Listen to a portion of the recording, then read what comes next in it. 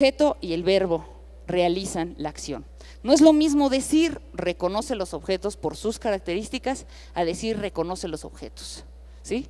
Es muy diferente. Cuando hablamos de reconoce los objetos por sus características, el alumno tiene que saber todas las características de los objetos: colores, tamaños, formas, texturas, sabores, altura, ancho, dimensiones, etcétera. O sea, aproximadamente son 12 categorías de características las que puede tener un objeto. Y esas son las que el niño de preescolar tiene que ser capaz de reconocer al final de 3 años de haber asistido a la escuela. Entonces, las competencias, por tanto, van a ser estas metas terminales que nos dicen cómo llegar, pero también nos dicen qué hacer dentro del salón de clase. La siguiente,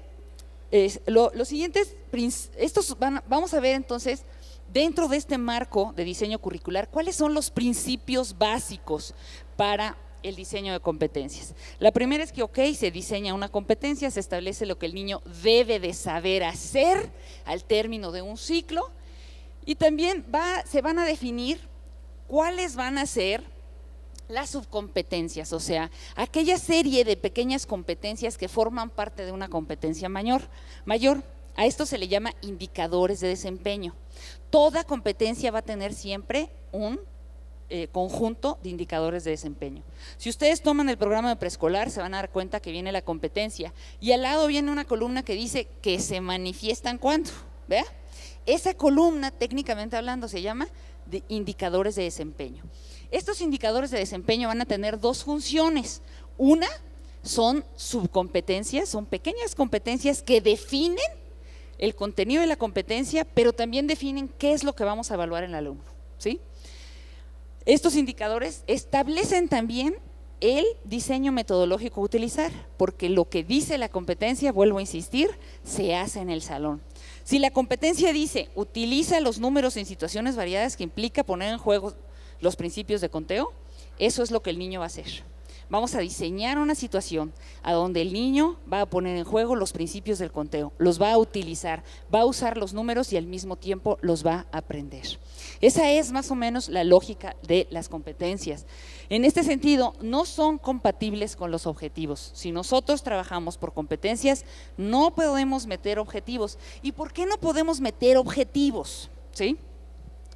Porque si metemos objetivos, los objetivos vienen de un marco conductista que no es el mismo sobre el cual vienen las competencias. El marco de las competencias es cognitivo-conductual, o sea, involucra todo el proceso de funcionamiento cerebral, de desarrollo de capacidades cerebrales, pero también implica la conducta que se deriva de estos procesos de desarrollo y de procesamiento cerebral. Entonces, en este sentido, ¿verdad?, las competencias no van a ser compatibles con los objetivos conductistas que nosotros utilizábamos en los 80s, cuando escribíamos, por ejemplo, el niño aprenderá a escribir los colores, el niño aprenderá los colores al dibujar distintas flores de distintos colores. O sea, esto no puede ser porque ahí no estamos involucrando el aspecto cognitivo, es decir, las habilidades de pensamiento que se desarrollan, ¿sí?, cuando una persona conoce un objeto e interactúa con él. Entonces, las competencias, por tanto, van a tener un marco cognitivo-conductual y no van a ser compatibles con los objetivos conductistas.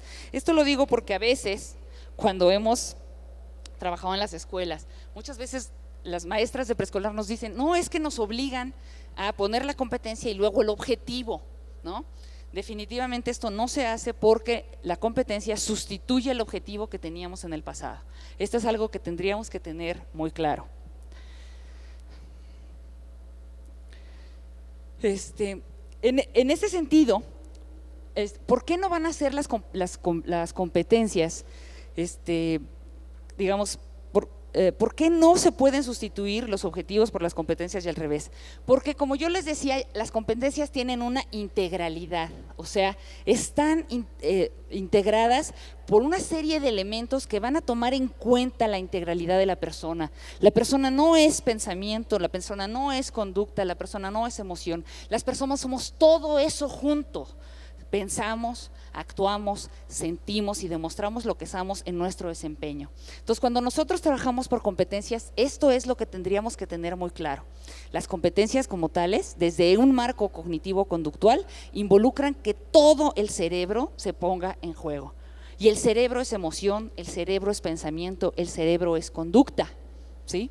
Todo aquello, ustedes saben, por ejemplo, el caso de la inteligencia emocional, ¿no? Que existe